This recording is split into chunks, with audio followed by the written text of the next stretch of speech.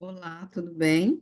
Eu me chamo Silmara Fagundes, estou aqui agora para apresentar para vocês essa atividade, né, que é a aplicação de metodologias de resolução de problemas com tarefas matemáticas.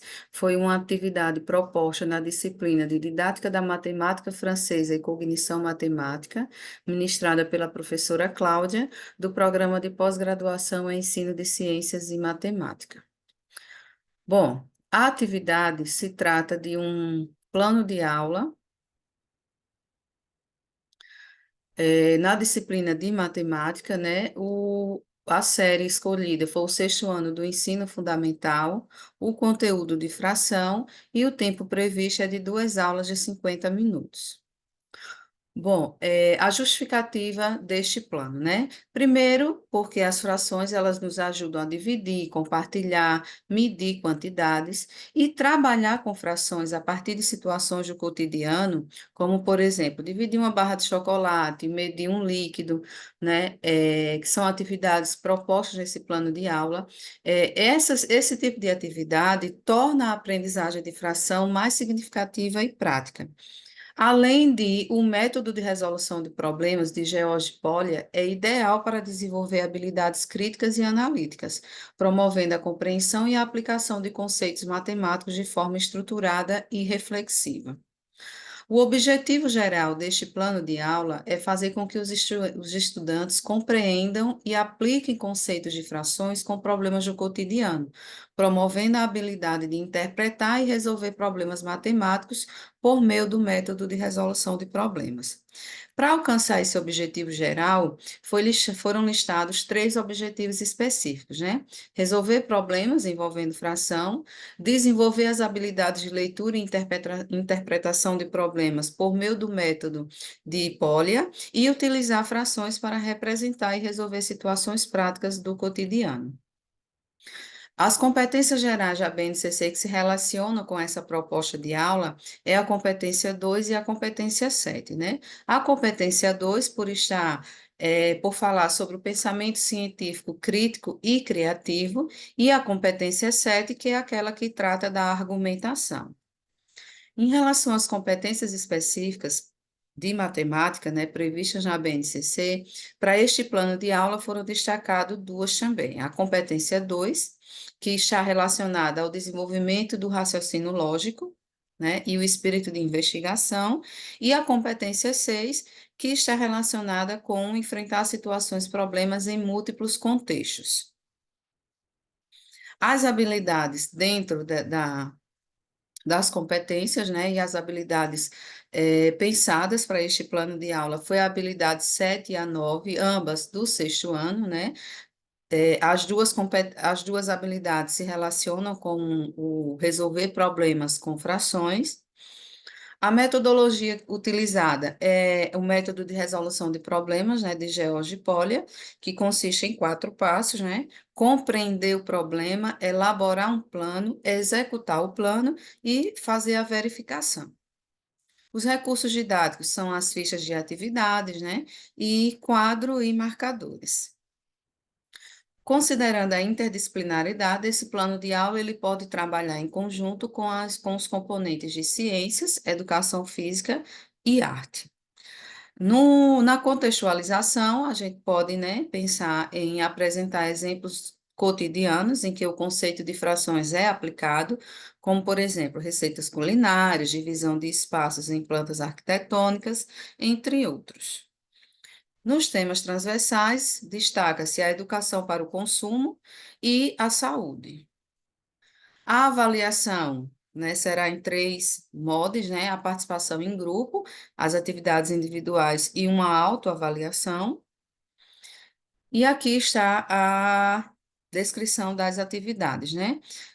Aliás, do desenvolvimento dessa atividade. Então, a parte 1, serão descritas as atividades, na parte 2, a análise da tarefa proposta, e na parte 3, as considerações finais.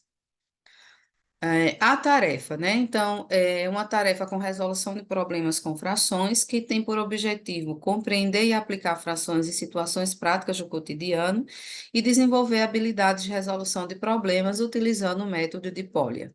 O material necessário E aqui está o desenvolvimento de como foi aplicada essa tarefa, né? Então, primeiro, explicar a importância das frações no cotidiano para o estudante, explicar para ele como ele irá resolver dois problemas de frações, e, segundo, se certificar que ele compreendeu o conceito de frações e como ela representa uma parte do todo. O objetivo da atividade é resolver problema de fração utilizando o método de resolução de problemas de GeoGebra e enfatizar que é importante entender o problema, planejar uma solução, resolver e revisar a resposta. E aqui está o passo a passo, né, que já foi citado lá atrás. Compreender, planejar, resolver e verificar a resposta.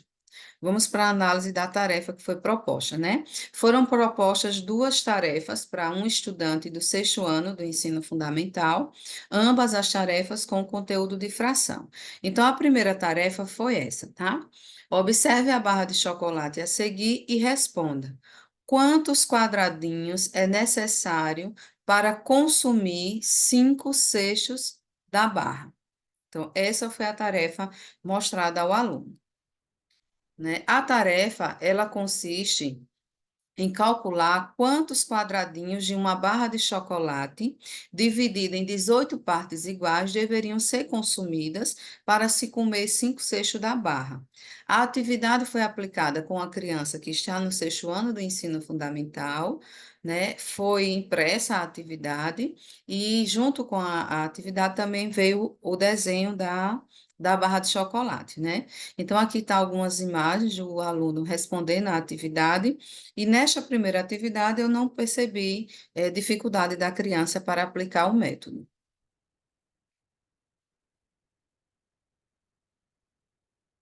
Bom, aqui algumas transcrição de algumas falas, né, durante a resolução dessa tarefa. Então, eu perguntei, o que você conseguiu compreender do problema? Ele diz que tem uma barra de chocolate divididos em 18 quadradinhos e quer saber quantos quadradinhos são necessários para comer 5/6 da barra. Você entendeu os passos que mostrei para resolver esse problema? Sim, só estou com dúvida na hora de tirar a prova real, porque não sei tirar a prova real de fração, mas quando chegar nessa parte eu vejo com a senhora. Então, essa foi uma conversa tida com o aluno, né? Após explicar para o aluno passo a passo, né, do método de resolução de problemas de Polya e o que ele precisaria fazer para resolver essa tarefa. Aqui está, né? No passo um, a imagem da resposta do estudante, né? O passo um ele deve ler o problema, interpretar e identificar o problema, né? Então, nessa parte aqui, ele precisaria identificar as palavras-chave, identificar a história do problema e qual era a pergunta do problema, né? Então, nas palavras-chave, ele identificou quantos quadradinhos e 5/6 da barra. Entende-se que ele fez uma identificação correta e essas palavras, de fato, são essenciais para compreender o problema. Na história do problema, ele escreveu o seguinte: quantos quadradinhos são necessários consumir para se ter consumido 5/6 da barra? Foi uma boa interpretação do problema, no entanto, faltou ele mencionar o total de quadradinhos e o cálculo necessário para encontrar a resposta. Na pergunta do problema, ele conseguiu identificar qual era a pergunta, né, de maneira correta. A pergunta era: quantos quadradinhos deve-se comer para consumir 5/6 da barra? No passo 2, que é selecionar estratégias para resolver o problema, aqui está a imagem, né, da resposta dele. E aí ele colocou o seguinte: na coleta de dados, ele escreveu: tem uma barra de chocolate, precisamos consumir 5/6, e depois determinar quantos quadradinhos foram consumidos, né? Então, ele coletou os dados de maneira correta. A estratégia de resolução, ele colocou o seguinte: primeiro eu vou dividir 18 por 6, depois vou multiplicar o resultado. Ele escolheu uma estratégia adequada, né, ao planejar dividir 18 quadradinhos por 6, mas não concluiu o raciocínio sobre como aplicar isso para encontrar 5/6 da barra. Então, durante o acompanhamento da atividade, percebeu-se que ele entendeu como fazer, né? Na hora de colocar no papel, ele só não concluiu o raciocínio. O conteúdo matemático envolvido, ele destacou, né, divisão, frações e multiplicações, que foram conteúdos que ele usou para resolver o problema. No passo 3, que é iniciar a resolução, tá aqui, né? A letra A pede o seguinte: resolva as operações de resolução do problema passo a passo. Então, é possível ver aqui na figura, né, que ele dividiu 18 por 6, encontrou 3, e aí ele disse que 3 é igual a 1/6, né, da barra de chocolate. Pegou 18, que é a quantidade total, subtraiu 3 e achou 15, né? Logo, ele disse que 15 equivale a 5/6, uma vez que 3 equivale a 1/6. E aí, no final, ele fez a continha, né? 6/6 menos 1/6 é igual a 5/6, achando a resposta, né? Na letra B, é para ele fazer ilustrações que se relacionam com a resolução do problema. Então, aqui é possível ver que ele desenhou a barra de chocolate, né? Dividiu em 6 partes iguais, separando, né? Depois ele tirou uma parte que equivale a 1/6 e o que sobrou, que foi 1/5. Então, de forma clara, a gente percebe que os desenhos ajudaram ele a visualizar o problema, né? Ele dividiu direitinho as barras e com esse desenho facilitou a compreensão da resolução do problema. No passo 4, é para ele verificar se a resposta está correta, né? Que lá no início ele colocou que teria dificuldade na realização da prova real. Mas aí vamos lá. No quarto, quer verificar, na letra A, tirar a prova real para validar a resposta. Então, ele colocou, né? 18 dividido por 6 dá 3, pois 3 vezes 6 é igual a 18, e 18 menos 3 é igual a 15, pois 15 mais 3 é igual a 18. Então, ele conseguiu, né, fazer a prova real e provar que o cálculo dele lá estava certo, né? Foi uma explicação correta, e aí ele executou a prova real corretamente, conferindo os cálculos e confirmando o resultado. Só houve uma leve confusão na explicação escrita, né? Mas os cálculos estão corretos. Na letra B, era para escrever o resultado, a solução, né? Só a resposta numérica. A gente vê que ele fez novamente o cálculo para dar a resposta numérica. Tá correto, mas nessa letra bastava ele colocar o resultado 15. Na letra C, escrever a resposta do problema, escrever uma frase para comunicar a solução numérica. E ele escreveu, né? Para consumir 5/6 da barra, é preciso comer 15 quadradinhos da barra. E a resposta está correta e demonstra que ele entendeu como resolver o problema. Por último, né, ainda no passo 4, que é verificar, esse passo 4 pede que ele justifique a resposta do problema, estabelecendo uma relação entre a resposta numérica e o enunciado do problema. E aí ele escreveu o seguinte: é necessário comer 15 quadradinhos para ter consumido 5/6 da barra, pois se dividirmos 18 por 3, que equivale a 1/6 de 18, para termos 5/6 de 18, é só subtrair 6/6 menos 1/5, que é igual a 5/6. Ou seja, 18 menos 3 é igual a 15. Ele explicou a lógica da sua resposta, demonstrando uma boa compreensão de frações e multiplicação. Só a explicação que ficou um pouquinho confusa, mas a gente percebe que na resolução, né, nos cálculos apresentados e na demonstração, entende-se que ele realmente entendeu a questão e seguiu os passo a passo. Discussão dos resultados, né? Então, de maneira geral, o aluno mostrou uma boa compreensão do conceito de frações, foi capaz de aplicar esse conhecimento para resolver o problema, seguiu as etapas de Polya, compreendeu o problema, fez um plano, executou e verificou a solução, né? Dessa maneira, ele demonstrou compreensão do processo de resolução de problemas, apesar de ter apresentado dificuldade na parte da prova real e na organização das ideias no papel.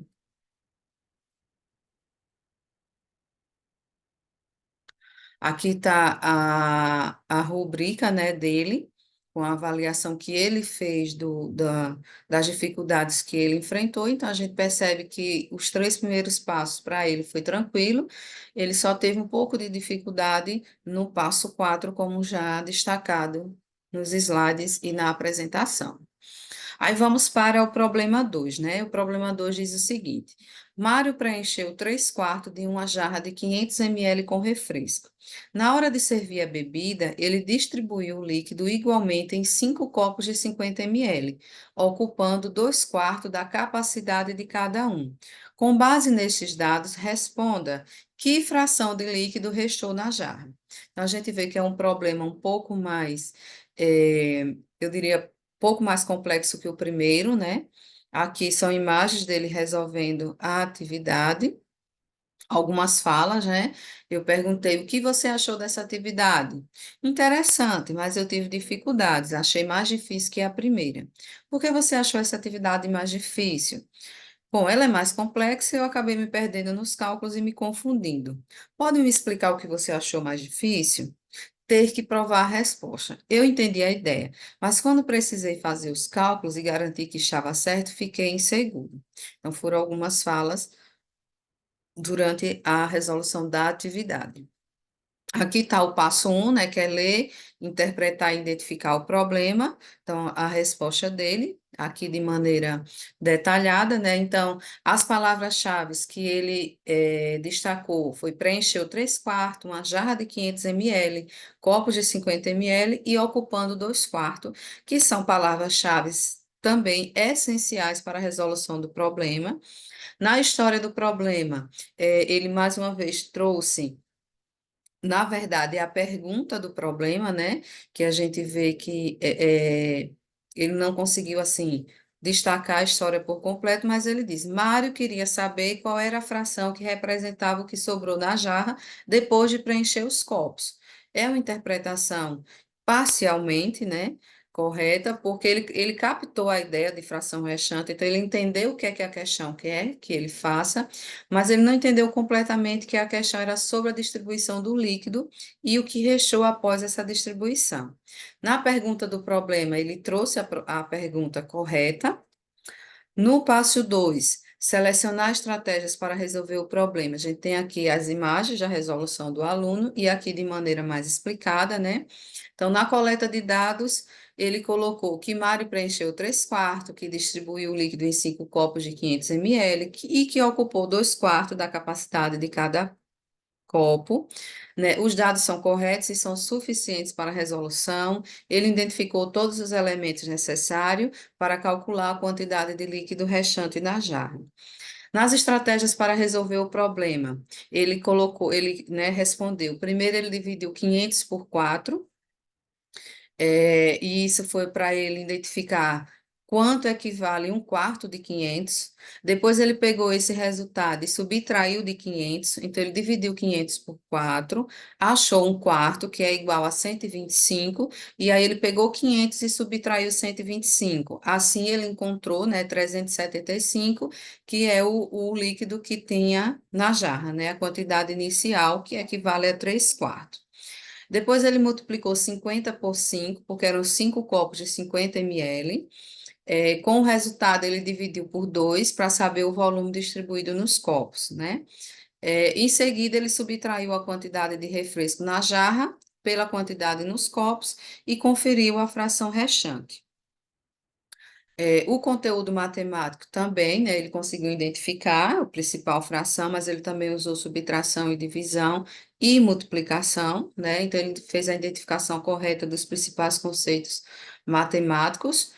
Ele só teve uma confusãozinha aqui na hora de explicar, né, passo a passo a estratégia de resolução, mas acompanhando a resolução, a gente vê que ele conseguiu sim fazer o passo a passo e achar a resposta correta. No passo 3, que é iniciar a resolução, tá aqui também a imagem, né, da resolução do aluno. Ele aqui, tudo que ele explicou lá atrás no passo 2, ele mostrou aqui com o cálculo, né, a divisão de 500 por 4, depois a subtração, enfim, no final ele achou aqui, né, 2/4, e aí ele simplificou a fração, que foi 1/2, o resultado 1/2. Então, ele apresentou coerência quando, na resolução, ele utiliza os cálculos passo a passo, de acordo com o que ele traçou lá no passo 2, e os cálculos estão corretos, né? Ah, O quarto, ainda continuando no passo 3, que é fazer ilustrações, né? Fazer o desenho para ajudar a resolver. Então, a gente vê aqui que ele fez o desenho da jarra, né? Dividiu em quatro partes iguais, colocou que cada parte equivale a um quarto, colocou que essas três aqui partes juntas já 375, né? Depois ele desenhou o copo, também dividiu em quatro partes, identificou que duas partes dela aqui, que dois quartos equivale a 25, multiplicou por 5, e no fim ele desenhou também a jarra, né? Mais uma vez com quatro partes, e identificou que o total, o volume total da jarra que cabe na jarra é 500 ml, né? Mas que ela terminou com 250 ml ou 2 quartos. Então, a gente percebe que os desenhos estão claros e também ajudou ele na resolução do problema. E o passo 4, que é a verificação da resposta. Então, mais uma vez, tem a prova real, né? Ele realizou a prova real corretamente, verificou os cálculos com multiplicações e somas, que confirmam a capacidade total da jarra e a distribuição dos líquidos, demonstrou uma boa compreensão das frações envolvidas no problema, usando a subtração de fração para verificar a fração restante de forma correta. E a justificativa foi coerente e bem explicada, conectando a quantidade restante de líquido na jarra com a fração correspondente. A discussão dos resultados, né, entende-se que o objetivo da atividade foi alcançado, né, ele seguiu os passo a passo propostos pelo método de Polya, né, analisando a resolução e as respostas, de fato, o objetivo da atividade foi atendido, né, ele demonstrou compreensão, aplicou as operações matemáticas corretamente e seguiu todas as etapas, mesmo demonstrando ter tido mais dificuldade nessa atividade que na primeira, né? Então a gente vê aqui a rubrica dele, que ele coloca aqui que ele compreendeu totalmente o problema, então ele não teve dificuldade no passo 1. No passo 2, 3 e 4, ele coloca que teve um pouco de dificuldade. Eu acho que pelo problema exigia um pouco mais do que o primeiro, né? Mas de maneira geral ele conseguiu atender o que foi solicitado, tanto no problema quanto na utilização do método de George-Polya. As considerações finais.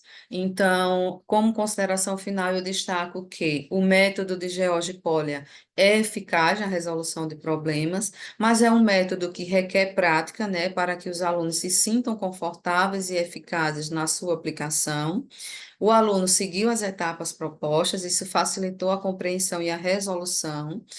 Em relação ao desempenho do aluno, ele teve um bom entendimento dos problemas, aplicou coerentemente as etapas, tem habilidade para interpretar e coletar os dados importantes, seleciona estratégias adequadas e a validação das respostas por verificação matemática. Nos desafios, né? Quais são os desafios na aplicação desse método?